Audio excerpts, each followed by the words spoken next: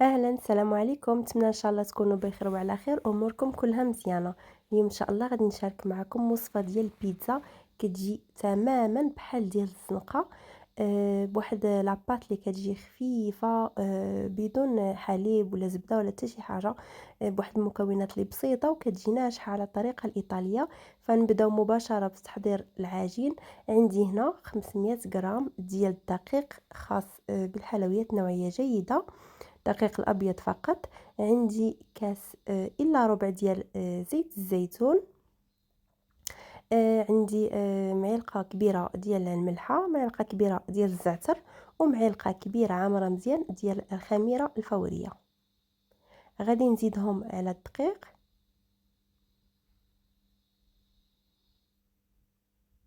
كنديروا النواشف الاول، عاد فاش كنزيدوا الزيت، زيت الزيتون. غادي نحاول ندخل ديك الزيت في الدقيق مزيان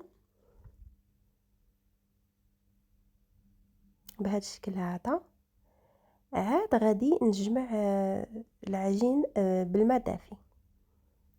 بطبيعه الحال ما كنديروه تدريجيا، وحنا كنجمعوا العجين ديالنا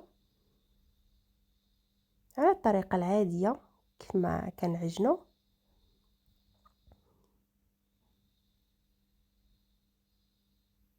صافي، هنا من بعد ما عجنتها كنخليوها شي شويه مطلوقه. يعني العجين ما يجيش قاصح، وما يجيش رطب. خاصو يكون شي شويه مطلوق كي يلتصق هكا في اليدين باش كتجينا ناجحه. هنا غادي نديرها في البول، نسد عليها بلاستيك غذائي ونخليها ترتاح مزيان، تاخذ الوقت ديالها حتى كيتضاعف الحجم ديالها بهذا الشكل هذا. غادي نخويها من الهواء، وغادي نحاول نقسمها على 3 ديال الاقسام. هنا غادي ندير 3 ديال البيتزا، الحجم ديالهم متوسط. بغيتو ديروا غير وحده كبيره ديروها، اولا 2 كبار. غادي نحاول نقسمهم هكا على 3 ديال الكويرات. هنا خديت دقيق الفينو، وغادي نفندهم في الفينو بهذا الشكل هذا، ونحطهم نخليهم يرتاحوا المره الثانيه، ماشي بزاف، تقريبا واحد 10 دقائق الا كان الجو سخون، حتى ل 15 دقيقه الا كان البرد، يرجعوا يرتاحوا.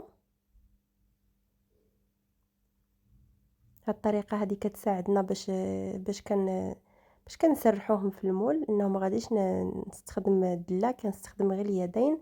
نخليهم يرتاحوا واحد شويه صافي. وغادي ناخذ صينيه ديال الفرن رشيتها بالدقيق الفينو. ممكن ديروا الورق ديال الطبخ، من الاحسن من الافضل. انا هنا كنكمل لي ودرت غير الفينو. هنايا سرحت العجين باليدين ديالي، بقيت كنسرح وكنقلب، كنسرح وكنقلب في العجينه حتى حصلت على الحجم اللي بغيت، دائري بهذا الشكل هذا. وغادي نحاول هكا القناه نخليهم هكا شي شويه غلاط كيف ما كتشوفوا معايا. ودكيتها هكا بالاصابع ديالي في الوسط، وغادي ناخذ واحد الفورشيت، وغادي نثقبها مزيان هكا في الوجه ديالها كامل باش ما كتجيناش غليظه. وحاولوا هنايا من بعد ما كتسرحوها مباشره تخدموا بها، يعني ما تخليوهاش تزيد تختمر باش ما كتجيكمش غليظه. صافي، هنا من بعد ما تقبتها مزيان غادي ناخذ لاصوص طوماط اللي قديتها من بعد ما بردات مزيان. وغادي ناخذ الكميه اللي غادي تكفيني لهاد البيتزا، نحاول نسرحها على الوجه ديالها كامل. صراحه هاد الطريقه هي اللي كيديروها برا في السناكات في المطاعم، كتجي رائعه. يعني ما كطيبي لا لاباط لا حتى شي حاجه، كتخدميها هكا مباشره، كتعمريها وكتدفعيها في الفران. هنا من بعد ما درت لاصوص اولا الصلصه، غادي ناخذ الفرomاج. هنا خديت استعملت الموتزاريلا، ممكن ديروا اي نوع عندكم، ولا تخلطوا ما بين موتزاريلا اولا الفرماج الاحمر حتى هما كيجيو مخلطين زوينين. ايمونطال اللي بغيتو اي فرماج عندكم متوفر ديروه. من الاحسن ديروا واحد الكميه اللي تكون معقوله باش كتجيكم بيتزا زوينه وناجحه. كيف ما كنعرفوا البيتزا كتبغي شي شويه الفرماج يكون بكثره. صافي وغادي ناخذ الكفته. درت فيها شويه ديال الملحه، شويه ديال الابزار هكا قومتها باش تجينا بنينه، شويه ديال الثوم بودره. وغادي ناخذ هكا غير بالاصابع ديالي هكا طريفات، وغادي نضيفهم هكا خضره، ما تشحروها ما حتى شي حاجه، كلشي كيطيب في الفران كتجي مشويه. هاد الطريقه كتجي ساهله وفي نفس الوقت كتجي احسن ما كنشحروها.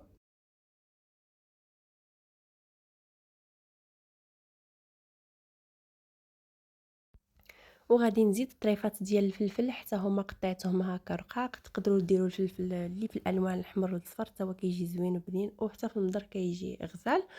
ولا ديروا شامبينيون حتى هو تضيفوه الا كان متوفر عندكم، اولا زيتون اسود مقطع حتى هو كيجي زوين. صافي هذه هي البيتزا الاولى اللي درتها. غادي ندخلها للفران اللي كنت مسخناته من قبل، يعني قبل ما نبدا نخدم فيها سخنته مزيان، وغادي نخشيها وهو سخون ومجهد ونردوا البال معاها. هنا كيف ما كتشوفوا معايا من بعد ما طابت كتجي رائعه. لاباط حتى هي كتجي زوينه، كتجي خفيفه ورقيقه. هنا غادي نعمر معكم الشكل الثاني اللي درته بالدجاج، حتى هو نفس الشيء. خديت لاباط وسرحتها بهذا الشكل هذا غير بيدي هكا سرحتها. وغادي حتى هي ندير فيها هكا تقيبات بالفورشيط.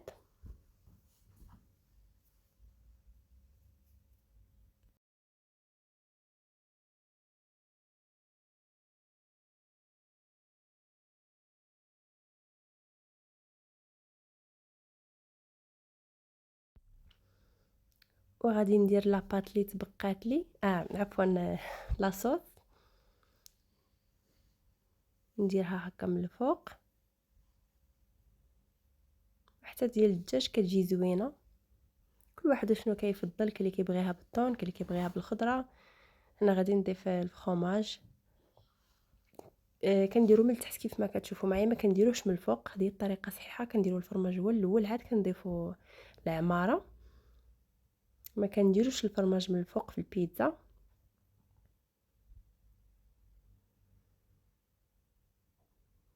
هنايا طريفات ديال الدجاج حتى هما جرملتهم، درت فيهم العطريه ديال الدجاج الملحه وشحرتهم هكا في مقيله، دخلهم الطياب صافي وحيدتهم.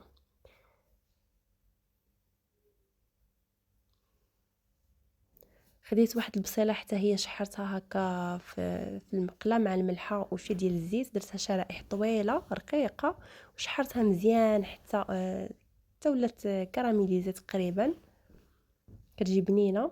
هنا غادي ندير النص بالكفته والنص بالدجاج.